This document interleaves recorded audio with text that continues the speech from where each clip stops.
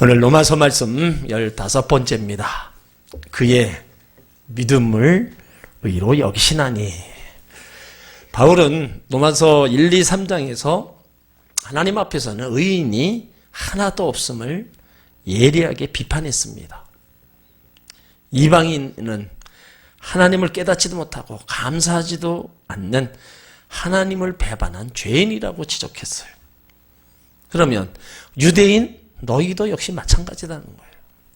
유대인들은 알면서도 행함이 없고 오히려 교만한 죄가 하나 더 있음을 지적했습니다. 그러니까 결국 유대인이나 이방인이나 헬라인들 모두가 다 죄인이며 하나님 앞에 설 수 없는 자라고 설명하고 있어요. 죄는요, 우연적인 것이 아니고 순간적인 것도 아니고 또 개인적인 것도 아닙니다. 죄는 본질적인 죄로 원죄라는 거예요.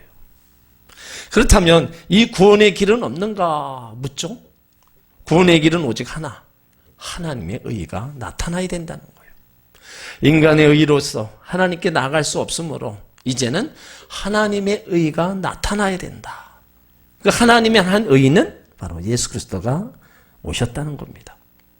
이 의는 하나님의 일방적인 사랑입니다. 이것을 하나님의 국률이라 얘기하는 거예요. 그러니까 하나님의 국률만이 결국 구원의 길이 된다는 거죠. 바울도 마틴 루터도 강조한 오직 믿음으로는 오직 하나님의 은혜를 말하는 겁니다. 그래서 그 하나님의 은혜는 오직 하나님의 국률로 이어지는 거죠. 하나님의 국률, 하나님이 우리를 불쌍히 여기시는 은혜가 나타나기 전에는 구원의 방법이 없었다는 거예요. 하나님 우리를 사랑하실 때 죄인 그대로 사랑하시는 게 아닙니다. 의롭게 만드시고 사랑하시는 거예요. 그래서 그 하나님의 한 의가 바로 우리 가운데 임해서 우리는 거룩한 백성으로 하나님 자녀로 우리가 지금 주 앞에 있는 겁니다. 자, 오늘 1절을 보세요. 그런즉 육신으로는 우리 조상된 아브라함이 무엇을 얻었다 하리요. 자, 바울은 이제 본문에서 믿음의 조상 아브라함이 육신적으로 하나님께 무엇을 얻었느냐 묻습니다. 아브라함도요, 육신적으로는 아무것도 얻은 것이 없습니다. 우리와 마찬가지로 죄인입니다. 하나님 앞에서 내세울 것 하나도 없습니다. 아브라함이 75세 때 고향 갈대아 우르에서 하나님의 부르심을 받죠. 부르심을 받기 전에는 아브라함이 선민은 아니었습니다. 그러한 아브라함을 하나님께서 부르셨어요. 창세기 12장 1절로 2절을 보면 여호와께서 지시한 땅으로 가라. 그리하면 큰 민족을 이루고 내 이름이 창대케 할 것이며 복의 근원이 될 것이다. 아브라함에게 약속을 하셨어요. 그 후에 아브라함을 통해서 이스라엘 민족이 형성되었습니다. 이제는 모든 믿는 자들의 믿음의 조상이 되었다는 겁니다. 여기 본문의 또 다른 의미는 예수 믿는 사람을 향하여 말하는 겁니다. 1절에 육신으로는 우리 조상의 아브라함이라고 했는데 여기서 육신된 조상의 후손이 되려면 혈통이 같아야 됩니다. 또 민족적으로 문화적인 것을 이어받아서 같아야 돼요. 그래야 아브라함의 후손이라고 할 수 있습니다. 그런데 우리가 유대인과 혈통이 같습니까? 그들의 문화, 전통을 우리가 물려받았어요? 아닙니다. 한마디로 우리는 아브라함을 우리 믿음의 조상으로 모실 자격이 없습니다. 그 무엇이 아브라함의 후손이 되겠냐? 오직 믿음이라는 거예요. 혈통으로나 문화적으로나 그런 것으로 아브라함의 후손이 되는 게 아니고 오직 믿음으로 아브라함의 후손이 됐다는 거예요. 갈라디아서 3장 29절에 보면 너희가 그리스도께 속한 자면 곧 아브라함의 자손이요 약속대로 유업을 이을 자니라. 그러니까 예수를 믿기만 하면 아브라함의 후손이 된다고 말하고 있는 거예요. 우리는 어떤 행위로는 바로 아무것도 얻을 수가 없어요. 여기 1절에 여기서 무엇을 얻었다는 것은 생명, 바로 구원을 말합니다. 인간의 노력, 수양, 열심, 행위 등은 이런 것들로 절대로 구원을 얻을 수 없는 거예요. 자, 2절을 보세요. 만일 아브라함이 행위로서 의롭다 하심을 얻었으면 자랑할 것이 있으려니와 하나님 앞에서는 없느니라.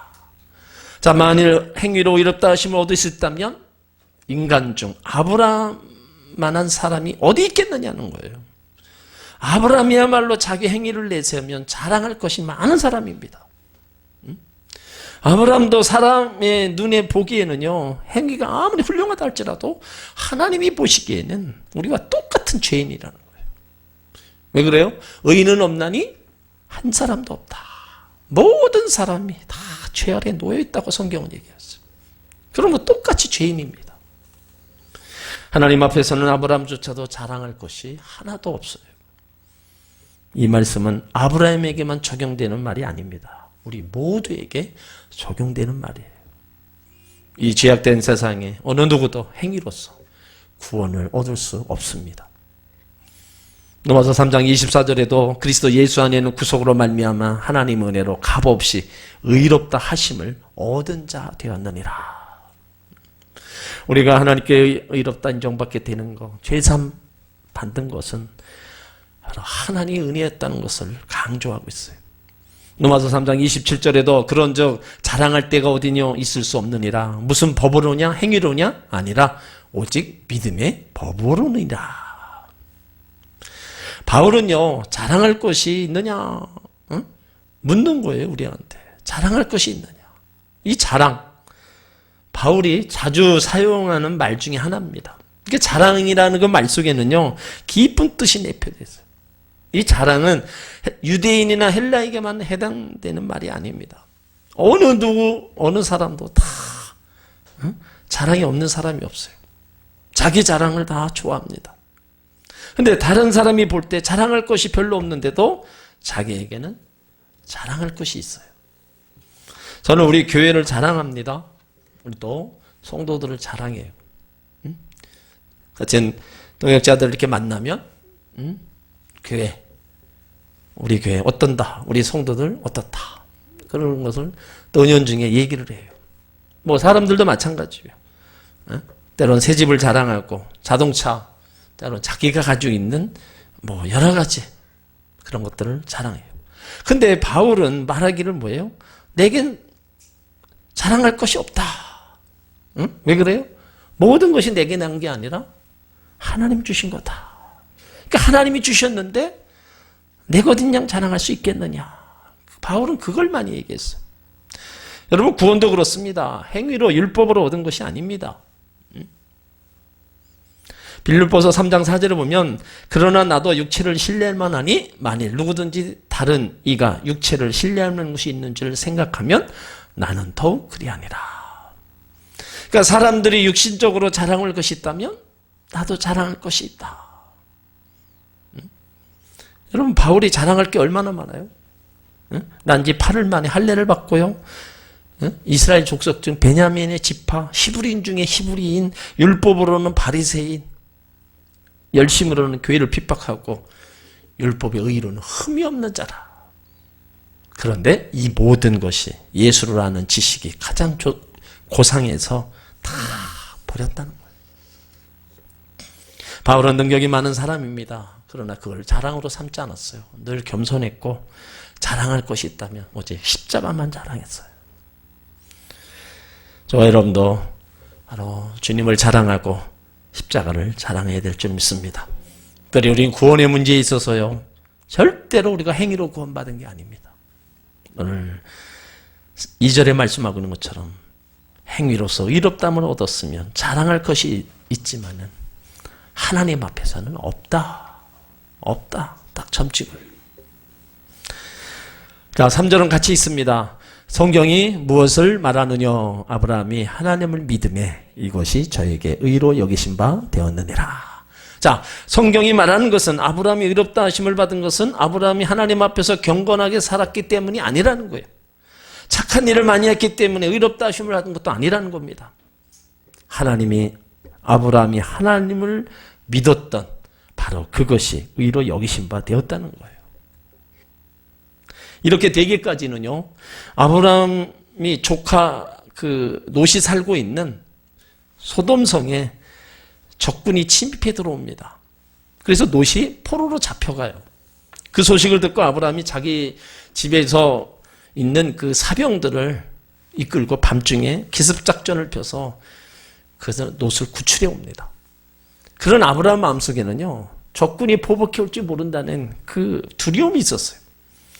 이 때문에 하나님이 아브라함에게 오셔서 말씀하십니다. 아브라함아, 두려워하지 말라. 내가 너의 방패다. 그러니까 하나님께서 아브라함의 방패가 되셔서 아브라함을 지켜주시겠다는 거예요. 이때부터 아브라함이 마음이 비로소 안정을 찾아요. 그리고 하나님은 아브라함에 계속해서 아브라함아, 나는 너의 상급이다. 계속 약속의 말씀을 주셔요. 근데 이런 말씀을 들을 때마다 아브라함은요, 또 하나님 앞에 물어봐요. 하나님이 저에게 상급이라고 말씀하셨지만 저에게 무엇을 주시겠다는 겁니까? 응? 저에게는 아직 아들이 없습니다. 제가 집에서 기르고 있는 다메섹 사람 엘리에셀에 저희 상속자가 될 수밖에 없는 그런 형편에 있습니다. 하나님께서 그 말을 듣고 아니다. 너의 몸에서 태어난 씨가 너의 상속자가 될 거라고 말씀하시면서 하나님은 아브라함의 손을 이끌고 밖으로 나가죠. 밤하늘의 수많은 별들을 가리키며 말씀하십니다. 너의 후손이 이와 같으리라. 그때 아브라함의 반응을 어떻게 보였냐? 인간적인 면에서 보면 불가능했죠. 아브라함이 나이 이미 많아서 늙었고 그 사례도 더 이상 아이를 낳을 수 없는 그런 상황. 그렇지만 아브라함은 하나님을 믿었다는 거예요. 그 약속의 말씀을 신뢰했다는 겁니다. 그때 아브라함의 믿음을 보시고 하나님이 그것을 의로 여겨 주셨다는 겁니다. 그 하나님이 아브라함의 믿음, 그 믿음을 보시고 아브라함을 의로 여겨 주셨다는 거예요. 여러분, 이것은 지금도 똑같은 논리입니다. 우리의 행위를 보고 의롭다 하여 주시는 것이 아니라 우리의 연약한 믿음, 적은 믿음이지만 우리가 가지고 있는 이 믿음 한 가지를 보시고 바로 우리를 의롭다 여겨 주시는 거예요. 그래서 아브라함이 하나님의 믿음에 하나님께서 의로 여기셨다. 여기 이 말씀이 창세기 15장 6절에 인용된 말씀입니다. 근데 바울은 이 말씀을 꼭 붙잡고 여러 군데 많이 인용을 했어요. 아브라함이 하나님을 믿어서 의롭다함을 받은 것이지, 이게 기독교의 복음의 핵심, 성경 전체의 사상이라는 거예요. 그래서 아브라함도 처음부터 큰 믿음의 주인공이 아니었습니다. 하나님은 하나님의 방법대로 믿음을 키워가면서 쓰시는 거예요. 여러분, 왜 나에게 뜨거운 믿음이 없을까? 왜 내 믿음은 이 모양일까? 여러분, 낙심하지 마세요. 그 마음에 조성된 겨자씨만한 믿음만 있으면 그 믿음을 보시고 의로 세우시고 더 큰 믿음의 주인공으로 삼아가시는 것을 믿으시길 바랍니다. 여기 아브라함이 하나님의 믿음에, 아브라함의 믿음이 어떤 믿음이었어요? 자, 하나님 존재를 확실하게 믿는 믿음이었어요. 인간에게 있는 양심, 이성을 통하여 하나님 창조하신 만물을 보고 우리는 창조의 하나님 존재를 알 수 있습니다. 근데 이런 것들을 일반 계시라고 얘기해요. 그렇지만 특별 계시는 하나님을 직접 만나는 것, 또 말씀으로 나타내시는 계시에 의해 하나님 존재를 아는 방법입니다. 그러니까 아브라함이 두 가지 믿음을 소유했어요. 아브라함은 자기 아버지와 조상들이 믿어왔던 우상, 그 우상은 생명이 없다는 걸 알았어요. 우리의 인간의 흥망성쇠와 생사화복을 주관하시는 분은 하나님뿐이다. 그걸 믿었습니다. 그래서 지금까지 전통적으로 믿어오던 우상을 버리고 자기 생각, 사상까지 다 바꿔버렸어요. 하나님 존재를 확실히 믿는 그런 믿음의 사람이었다는 거죠. 또 아브라함의 믿음은 말씀대로 믿는 믿음이었습니다. 하나님의 고향을 떠나라고 할 때 그 말씀을 믿고 떠났다. 여러분, 그게 믿음이었죠. 이방 땅으로 가라는 것은 참으로 위험하고 어려운 일이었어요. 그것을 시브리서 11장 8절에 이렇게 말씀하고 있어요. 갈 바를 전혀 몰라 동쪽인지 서쪽인지 모르면서 하나님의 약속과 말씀만 믿고 고향을 떠났다. 창세기 12장 4절에도 아브라함이 여호와의 말씀을 쫓아갔다. 그러니까 말씀대로 믿는 신앙. 아브라함의 신앙이었죠. 또 약속을 믿고 미래 지향적인 믿음을 가졌어요. 하나님께서 아브라함에게 두 가지 약속했습니다. 너에게 자손을 주겠다. 너에게 또 땅을 주겠다는 거예요. 그런데 그 당시만 해도 아브라함에게 하나님께서 땅 문서를 준 게 아니에요. 그럼에도 불구하고 땅을 주실 것을 믿고 천막을 치고 양을 치며 살았어요. 자손을 하늘의 별처럼 바닷가의 모래알처럼 주시겠다는 그 약속은 20년이 지나도록 소식이 없었어요. 그래도 아브라함은 그 약속을 믿고 끈기 있게 기다렸다는 거죠. 그 기다림은 결국은 또 이루어지잖아요. 대단한 믿음이었어요. 또 순종하는 믿음이었죠. 떠나려 했을 때 아멘하고 버리라 했을 때 아멘. 누구를 버리라 했느냐? 하갈과 이스마엘을 버리라 했을 때도 그대로 순종합니다. 이삭을 바치라 할 때는 그대로 순종해요. 그러니까 그의 믿음이 하나님이 인정하시고 하나님이 의로 여기신 바 되는 그런 믿음의 사람으로다가 바로 딱 섰다는 거예요. 그래서 오늘 3절에 말씀하고 있는 게 그겁니다. 성경이 무엇을 말하느냐? 아브라함이 하나님을 믿음에 이것이 저에게 의로 여기신 바 되었다. 자, 4절을 보세요. 일하는 자에게는 그 삭슬 은혜로 여기지 아니하고 빛으로 여기거니와. 자, 이 말씀은 어떤 사람이 밖에 나가서 일을 합니다. 정말 하루 종일 힘들게 일해요. 근데 저녁이 되었을 때 무엇을 받아요? 품삯을 받습니다. 이 품삯은 은혜가 아닙니다. 그냥 노력한 대가로 받는 거예요. 일한 사람은 당연히 청구할 권리가 있고 일 시킨 사람은 마땅히 주어야 할 의무가 있습니다. 그러니까 은혜를 베푸는 것이 아니라 주어야 할 빛일 뿐이라는 거예요. 그러니까 여기서 사도 바울이 말하고자 하는 의도는 하나님의 의는 그와 같은 식으로 얻는 것이 아니라는 거죠.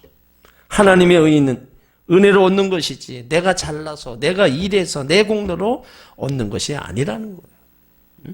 그러니까 여기 은혜, 선물, 값없이 공짜로 받는 것을 말한다는 거예요. 여러분, 내가 만일 일함으로 천국 간다고 하면 은혜로 여기지 않고 그 삭스로 여길 겁니다. 일하는 것, 행위, 선을 완전해야 하나님 앞에 간다면 일한 대가로 가기 때문에 은혜로 여기지 않고 그것을 받은 빚으로 생각한다. 그러니까 만일 우리가 어떤 일한 것 때문에 천국 간다면 하나님은 우리에게 빚진 분이 되는 겁니다. 그래서 4절에 얘기하고 있는 것이 일하는 자에게는 그 삭슬, 은혜로 여기지 아니요 빚으로 여긴다. 그러면서 5절에 말씀하는 걸 보세요. 자, 5절은 다 같이 있습니다. 일을 아니할지라도 경건치 아니하는 자를 의롭다 하시는 이를 믿는 자에게는 그의 믿음을 의로 여기신다. 자, 일 안 했습니다. 내세울 것도 없어요. 공로도 없습니다. 품삯을 청구할 권리조차도 없어요. 그래도 괜찮다는 거예요. 경건치 아니한 자라고 했습니다. 하나님 앞에서 경건하게 살지 못했어요. 하나님 때에서 순종하지 못하고 죄만 지었어요. 그럼에도 불구하고 하나님 어떻게 하신다는 거예요? 경건치 아니할지라도 의롭다 하시는 이를 믿는 자에게는 그의 믿음을 보시고 의의 의로 여겨주신다 말씀하고 있어요. 일은 아니할지라도 여기 일은 뭐예요? 어떤 행위, 선행을 가리킵니다. 경건치 아니한 자를, 사람의 본성이 있죠. 하나님 뜻대로 살지 아니한 자를 말해요. 의롭다 하는 이를 믿는 자에게는 그 믿음을 의로 여기시나니. 일도 안 하고 잘못된 우리 인간들 하나님께서 너 예수 믿으면 의롭게 해주시겠다. 내가 믿느냐? 나로서는 도저히 안 되는 일이지만 하나님이 하시는 겁니다. 내 행위를 보고 내 삶을 보면 도저히 의롭게 될 수 없는 건데 하나님이 그렇게 예수님을 통해서 우리를 의롭게 만들어 주시겠다는 거예요. 절대적인 하나님이 은혜가 아니면 될 수 없는 것입니다. 하나님의 강도 살인자를 변화시켜서 성도로 만드시는 겁니다. 어거스틴도요, 예수 믿기 전에 형편없는 사람이었어요. 그런데 예수 믿고 나서 변화되니까 성자가 되잖아요. 우리가 말하는 의도 두 가지를 표현하는데 이 세상의 의와 복음적인 의가 있어요. 세상이 인정하는 의와 복음적인 의는 그 바탕이 달라요. 세상이 인정하는 의는 복음 앞에서는 오히려 죄인으로 정죄받습니다. 세상에서 죄인으로 규정된 자가 복음 안에, 믿음 안에 들어오면 의로운 자가 되는 거예요. 그래서 오늘 5절은 기독교 중요한 교리 중에 하나입니다. 믿는 자에게는 그 믿음을 의로 여기신다. 경건치 아니하는 자들도 믿음으로 의롭다 하심을 받는다. 누턴은 오직 믿음으로라는 주제를 가지고 그 교황청과 싸웠어요. 우리 기독교는 의인의 종교가 아닙니다. 죄인과 세리의 종교입니다. 정말로 고통당하고 아픔당하는 이들, 죄진 사람들, 그 사람들을 위한 행하는 일, 사랑을 베풀고 구원의 역사를 이루어 나가는 그 아름다운 일들을 우리 기독교 안에서 계속 해나가고 있는 거예요. 성한 사람에게 의사가 필요 없고 병든 사람에게 의사가 필요한 것과 같습니다. 여러분, 은혜가 뭡니까? 죄에 대한 통증입니다. 죄 때문에 아파하고 괴로워하고 처절한 절기로 죄를 통곡하는 그 통증이 있어야 바로 하나님의 은혜를 깨닫게 된다는 거예요. 정말로 나 같은 사람도 하나님의 은혜로 이렇게 예수 믿어서 의인이 되었구나. 죄인 중에 죄인이고 괴수 중에 괴수다. 바울이 고백하는 게 그거잖아요. 나 같은 사람도 예수님을 통해서 이렇게 의롭다함을 얻었다. 정말 하나님 은혜가 아니고서는 안 되는구나. 이런 걸 생각하면 우리가 하나님 자녀된 거 감사하지 않을 수가 없는 거예요. 바울이 계속 6절, 8절에 또 그 은혜에 대해서 얘기합니다. 자, 6절로 8절을 같이 읽습니다. 이란 것이 없이 하나님께 의로 여기심을 받는 사람의 행복에 대하여 다윗의 말한 바 그 불법을 사하심을 받고 그 죄를 가리우심을 받는 자는 복이 있고 주께서 그 죄를 인정치 아니하실 사람은 복이 있도다 함과 같으니라. 자, 유대인들은요 아브라함과 바울을 존경하는 것을 바울이 잘 알았어요. 그래서 다윗의 예를 들어서 믿음으로 의롭다 하심을 받는 원리를 다시 한번 설명합니다. 다윗은 이스라엘 성군이고 존경받는 인물이었습니다. 그럼에도 불구하고 실수와 허물이 많았어요. 다윗은 우리아의 아내 밧세바를 취해서 동침함으로써 이제 간음죄를 짓고 그것을 은폐하기 위해서 자기 충신 바로 또 우리아를 전쟁 최전방에 보내서 죽게 만듭니다. 살인죄도 본하는 거예요. 여러분, 그러고 나서 마음이 편했을까요? 마음이 괴로웠어요. 얼마나 아팠던지 시편 32편 3절로 4절에 자신의 아픔을 이렇게 고백하고 있어요. 내가 토설치 아니할 때에 종일 신음함으로 내 뼈가 쇠하였도다. 주의 손이 주야로 나를 누르오니 내 진액이 화나여 여름 가뭄에 마른같이 되었나이다. 다윗이 죄를 마음속에 품고 있으면서 종일토록 신음했어요. 뼈마디가 다 녹아내리는 것 같은 아픔이 있었습니다. 하나님의 진노의 손이 자기를 억누르는 듯한 고통이 있었어요. 진액이 다 말라버리고 속이 바싹바싹 타들어가는 아픔이 그에게 있었다는 거예요. 다윗이 죄악으로 인해 고통당하고 있을 때 나단 선지자가 그를 찾아오죠. 나단 선지자는 다윗이 왜 그런 고통을 당하는지 그 원인을 직시하도록 해줍니다. 그래서 다윗은 나단 선지자의 도움을 받아서 하나님 앞에서 자기 죄를 철저하게 다 회개합니다. 그때 하나님께서 어떻게 하셨어요? 죄 없이 다윗의 모든 죄를 용서해 주셨습니다. 죄에 대한 중압감 때문에 견딜 수 없이 괴로워하다가 모든 짐을 다 내려놓을 때, 죄에서 자유함을 받을 때 그 다윗의 기쁨, 그 감격이 얼마나 컸겠어요.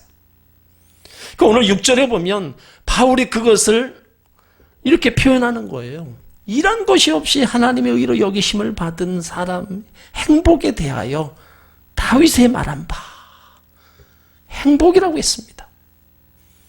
그러니까 다윗은 불행한 사람에서 행복한 사람으로 바뀌게 돼 있어요. 우리 인생이 하나님께로부터 죄 용서, 사죄 요청을 받는 일보다 더 큰 행복이 어디 있냐? 여러분도 그렇게 생각하세요? 하나님께로부터 내가 죄 용서 받았다. 이거보다 더 큰 행복이 어디 있냐? 때로는 이게 보이지 않아서 행복인지 아닌지 모를 때도 많습니다. 뭔가 행복이라는 건 손에 잡혀야 되고 눈에 보여야 되는데 이건 영적인 일이라 보이지 않으니까 이걸 행복인지를 모른다는 거예요. 오늘 다윗의 이런 고백이 바로 우리에게도 있어야 될 줄 믿습니다. 다윗은요, 이런 것 없습니다. 그 행위를 보면 뭐예요? 마땅히 죽어 마땅한 사람이에요. 그럼에도 불구하고 하나님은 그를 의롭다 여겨주신 거예요. 6절에 보면 선한 일도 안 했고 죄를 지으면서도 불구하고 하나님께 용서받고 그 의인된 다윗의 간증을 지금 바울이 얘기하고 있는 거예요.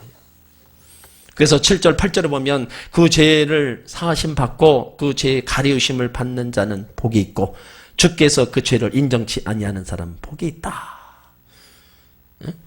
여기 불법은 허물을 포함한 불복종이고 공경이 아니라 폐역을 뜻합니다.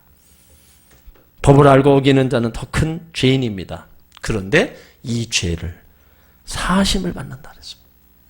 사하심을 받고 치워버렸다. 옮겨버렸다. 눈이 산더미처럼 쌓이면 치워버립니다. 쓰레기가 산더미처럼 쌓이면 다 치워버려요. 그 죄를 다 사하심을 받고 8절에 그 죄를 인정치 않으신다. 분명 죄를 지었음에도 불구하고 주께서 내 모든 죄를 대신 지셨기 때문에 이제 우리가 하나님 법정에서 떳떳이 설 수 있게 됐다는 거죠. 그러니까 우리가 믿음으로 얻은 의의는 굉장한 겁니다. 그러니까 다윗은 이거를 갖다 지금 행복이라고 얘기합니다. 우리는 항상 죄를 짓고 삽니다. 불법을 행하고 윤리적, 도덕적 또는 인간관계 속에 불공정한 거래로 말미암아 죄를 짓습니다. 그러나 하나님께서는 예수 그리스도의 보혈을 통하여 불법을 치워버리고 죄를 씻어주시고 불공정한 일을 없는 것으로 인정해 주셨다는 거예요. 이 사죄의 은총은 바로 회개하고 받는 귀한 은혜인 것입니다. 사죄는 값없이 주시는 은사요. 무조건 얻는 것이지만 축복은 회개하는 사람이 얻을 수 있다는 거예요. 오늘 이 다윗의 이 행복, 여러분 죄사함에 대한 그 행복을 바로 우리도 죄사함의 은총을 입은 행복자라고 우리도 고백해야 될 줄 믿습니다. 7절 8절에 그 죄를 사함받고 그 죄를 가리우심을 받는 자는 복이 있고 주께서 그 죄를 인정치 않는 사람은 복이 있다.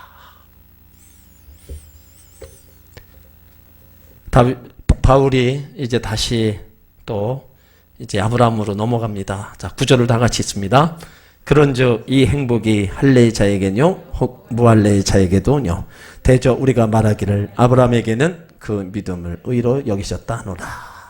자기를 짓누르고 있는 죄의 중압감에서 벗어나서 참 자유함을 누리게 되었을 때 그 기쁨, 감격, 행복이 얼마나 컸던지 바로 그 말로 표현하기 어려웠을 겁니다. 체험해보지 않는 사람은 제대로 이해하기 어려울 겁니다. 그런데 바울은 본문에서 우리에게 질문을 하고 있는 거예요. 다윗이 누리는 행복이 할례자에게만 해당되는 것이냐? 그렇지 않으면 할례 받지 않은 이방인들에게도 그런 것을 경험할 수 있느냐? 이런 질문을 지금 우리에게 던지고 있는 겁니다. 물론 다윗이 누리는 행복은요, 다윗에게만 국한된 게 아닙니다. 왜냐하면 다윗보다 훨씬 이전에 아브라함도 똑같이 사죄의 은총을 누리고 믿음으로 의롭다 하심을 받았기 때문이라는 거죠. 그것을 9절 하반절에서 얘기합니다. 대저 우리가 말하기를 아브라함에게는 그 믿음 의로 여기셨다노라. 대저, 왜냐하면이라는 뜻입니다. 아브라함도 믿음으로 의롭다 하심을 받았습니다. 사죄의 은총을 똑같이 누렸습니다. 그러면 아브라함이 믿음으로 의롭다 하심을 받은 것은 할례 받기 전이냐? 그렇지 않으면 할례를 받고 난 이후냐? 자, 그것을 10절에서 설명하고 있어요. 자, 10절을 보세요. 그런즉 이를 어떻게 여기셨느냐? 할례시냐? 무할례시냐? 할례시가 아니라 무할례시니라. 자, 창세기 15장 5절에 보면 하나님이 아브라함의 믿음을 보시고 의롭다 여기십니다. 그리고 창세기 17장에 가서 할례가 나와요. 그러니까 할례를 받았기 때문에 하나님이 의롭다 여긴 것이 아니고 의롭기 때문에 할례를 받았다고 얘기하는 거예요. 여러분 지금도 세례받는 순간 우리가 천국 가는 티켓을 따는 게 아닙니다. 세례는요, 천국 백성이 되었으니 천국 백성 된 표로 많은 사람 앞에 드러내라는 거예요. 여기 인치는 것, 펴내는 것이 바로 이 세례입니다. 그래서 아브라함을 보고 할례시냐 무할례시냐 묻고 무할례시다. 무할례시다 얘기하는 거예요. 아브라함이 99세에 할례를 받았습니다. 이삭을 주겠다고 한때는 85세였어요. 이런 걸 보면 믿음이 먼저고 할례는 그 후에입니다. 의롭다함을 얻은 것은 믿음으로 되는 것이지 할례와는 전혀 관계없습니다.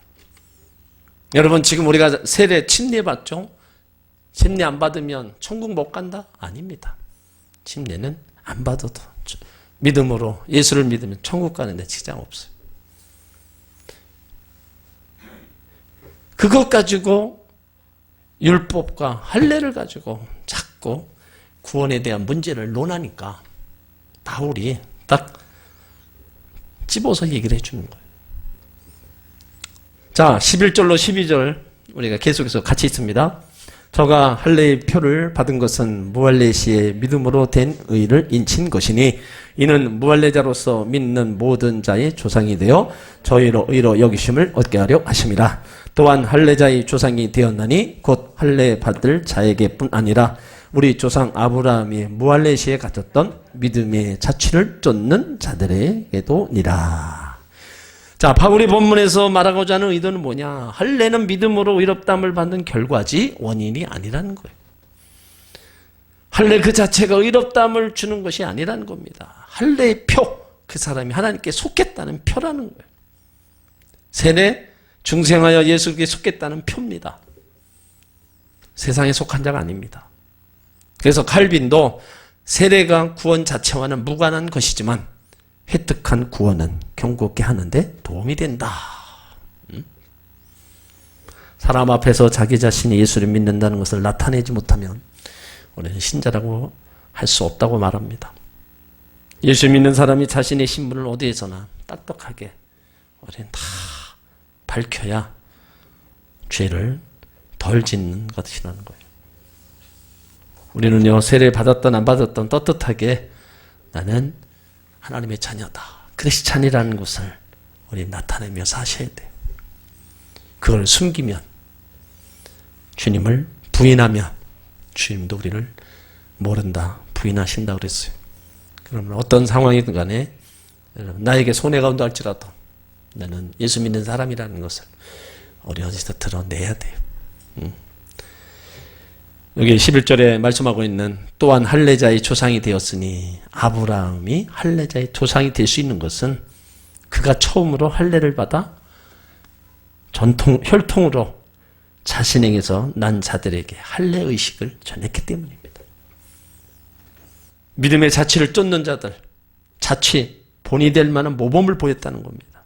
아브라함이 믿음으로 살았던 삶의 흔적들을 의미하고 믿음으로 말미암아 의롭게 된 것을 의미하는 거예요. 그러니까 아브라함이 걸었던 신앙의 노선을 마치 따라가라고 말씀하고 있어요. 우리의 신앙 행보, 아브라함의 발자취를 따라가는 겁니다. 아브라함의 신앙, 하나님 존재를 확실히 믿는 믿음, 그의 말씀을 믿는 믿음이었고 약속에 믿고 미래지향적으로 나가며 살았던 그 아브라함, 순종해 하는 믿음의 사람, 우리들도 이 믿음을 바로 따라가야 될 줄 믿습니다. 오늘 바울은 로마서 4장 1절로 12절에서 아브라함은 믿음으로 구원받기 때문에 자랑할 것이 없다 얘기했어요. 어떤 행위로도 구원을 받았다면 그건 은혜가 아니다, 삭시라는 거예요. 일한 것에 대한 삭시다. 그렇지만 그것이 삭시 아니라 은혜다. 하나님을 믿음에 의로 여기셨다. 그거를 딱 집어줬어요. 우리도 하나님을 믿음에 우리를 의롭게 만들어 주셨어요. 다윗처럼 정말로 그런 불법, 악함, 여러 가지 죄된 삶, 거기서 우리를 다 죄 용서해 주시고 이렇게 만들어 주셨어요. 그러면 우리는 하나님 편에서 볼 때 우리는 정말 행복자들입니다. 세상에서 세상 사람들이 볼 때는 왜 저러나 뭐 그럴지 몰라도 우리가 믿는 하나님 편에서 우리 은혜를 입은 우리들은요, 정말로 행복자예요. 다윗이 고백한 그 고백처럼 우리도 이런 고백으로 우리가 이 땅을 살아간다면, 여러분, 이 땅 가운데 우리는 그 무엇이 부럽지도 않고 정말로 죄에서 사함을 받고 의롭게 된 하나님으로 내가 살아가고 있다는 것에 우리는 더 기뻐하고 행복한 삶으로 달려가게 될 줄 믿습니다. 여러분, 절대로 행위, 율법을 지켜서 의롭게 된다, 절대로 아닙니다. 로마서에 바울이 강조하고 있는 것은 철저하게 의롭게 되는 것은 하나님을 믿음으로, 예수를 믿음으로 이렇게 되는 거지, 그 어느 것으로도 절대로 안 된다. 아무리 착하게 살고 구제를 많이 하고 다른 사람에게 덕을 많이 끼쳤자 할지라도 그냥 이 땅에서 삶 속에 일어나는 것에 불과한 거지, 주님 앞에 서는 것과는 전혀 관계가 없다는 겁니다. 이 땅에 좀 불의하고 우리가 잘못 살아도 늘 우리가 하나님 앞에 와서 회개하고 우리의 연약함, 우리의 잘못 살아가는 것을 회개하고 하나님의 은혜를 구하며 사는 그 믿음의 삶이 정말 의로운 삶이고, 하나님은 또 그런 사람을 긍휼히 여기고 불쌍히 여겨주셔서 은혜를 베풀어 주신다는 거예요. 그러므로 다시 한번 우리 하나님께 감사하고, 우리는 죄 용서받은 하나님의 사람으로, 의인으로 살아가며 행복을 느끼는, 또 그렇게 살아가는 저와 여러분이 되어야 될 줄 믿습니다.